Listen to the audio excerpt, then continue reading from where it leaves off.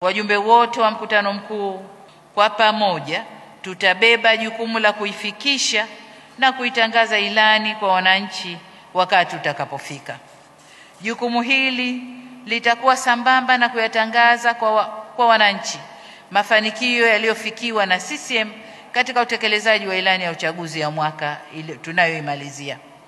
Waheshimiwa viongozi na ndugu wajumbe, katika kuendelea na jitihada za kukijenga Chama cha Mapinduzi, nitumie fursa hii kuwajulisha kwamba jana tarehe 28 Mei 2025 kwa niaba yenu wanachama wenzangu nilipata fursa ya kuweka jiwe la msingi kwa ajili ya ujenzi wa jengo la ofisi za makao makuu ya chama chetu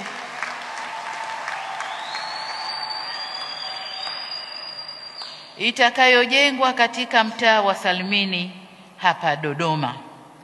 Hatua hii inaashiria kuanza rasmi kwa ujenzi wa jengo hilo la ghorofa 5 takalotumia mifumo na teknolojia ya kisasa.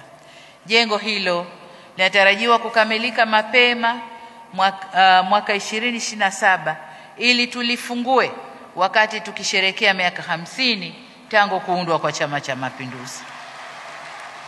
Baada ya maelezo hayo ya utangulizi, sasa nitamke kuwa mkutano mkuu wa Chama cha Mapinduzi Taifa umefunguliwa rasmi.